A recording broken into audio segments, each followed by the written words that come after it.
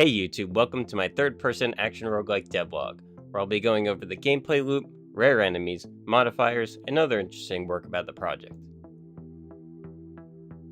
This video will get a bit technical, but I hope you appreciate the details.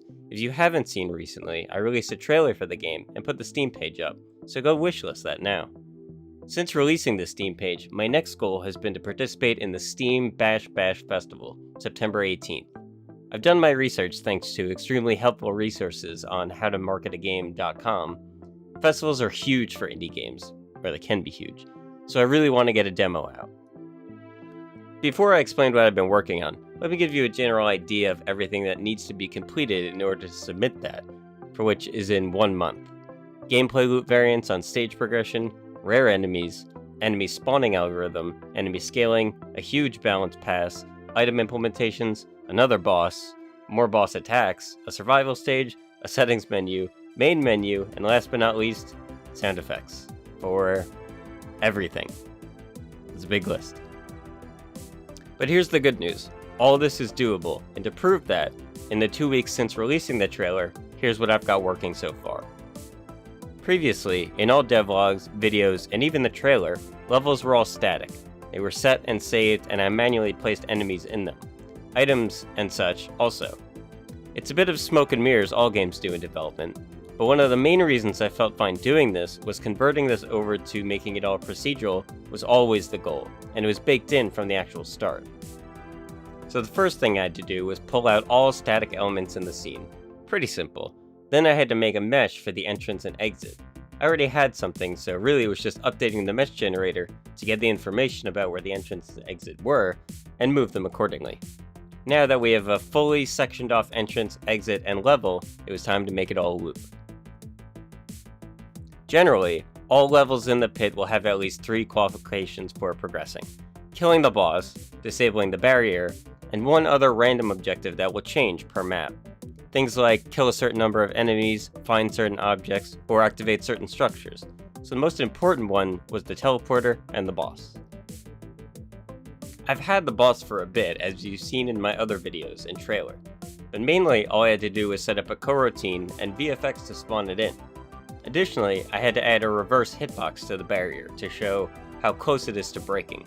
Once both are eliminated, the portal opens up, and you descend a long pit to the selection area.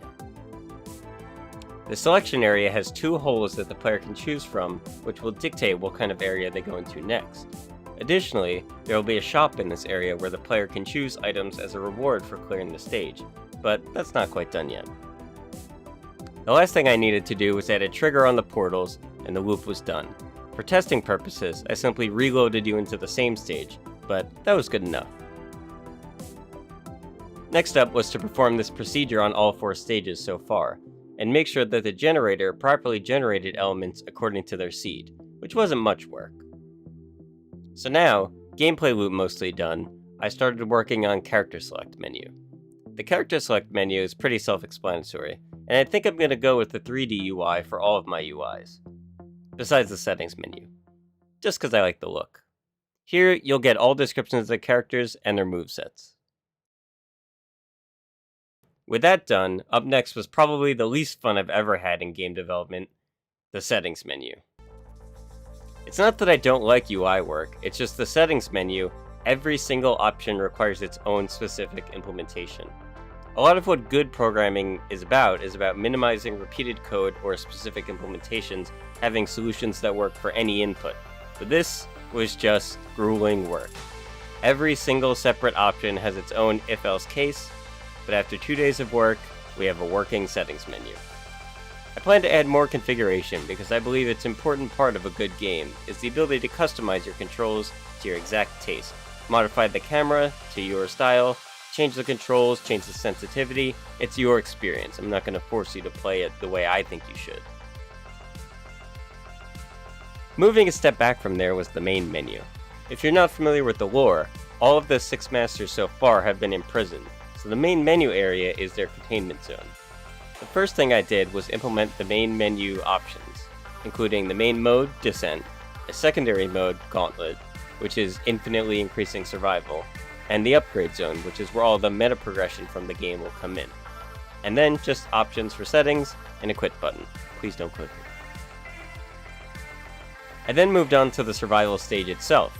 To pull back some of the game dev smoke and mirrors, each stage isn't actually fully solid. On the edges, it sort of just drops off. But since you're in the center, it's fine. For the survival stage, I wanted the possibility of the player dying from being knocked out of the stage area, so I had to tweak my noise generator to specifically close off the mesh. After tweaking the material, I've got a survival stage with a portal up top. Up until now, I manually placed packs of monsters around to test, fight, and record with. Now I needed to write a spawning algorithm to generate packs of enemies progressively. To start this off, I'm going to handle difficulty the same way Risk of Rain does, which is, in essence, what most games do, just obfuscated away. The longer the game goes on, the more difficult it gets. Simple enough. Each enemy is assigned a difficulty rating. Then as time goes on, it checks if there's unfilled difficulty rating, and spawns random sets of enemies until it meets this marker. It repeats this process until all enemies fill the area.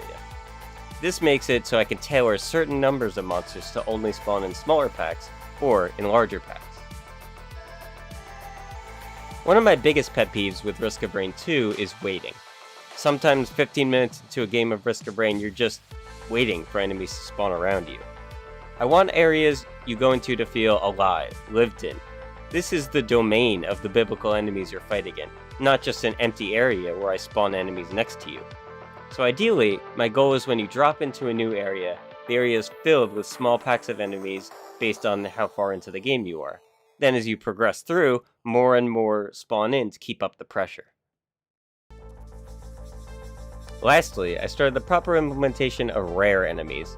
I really liked this design in Path of Exile and felt Risk of Rains was a bit too limited.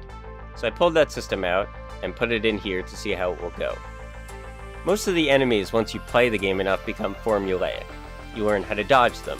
Rare enemies, however, will attack at different rates, move faster, have more health, and sometimes have scary effects on them like 100% crit chance, so you really need to make sure you're watching out for them. Overall, I want the game to not feel static.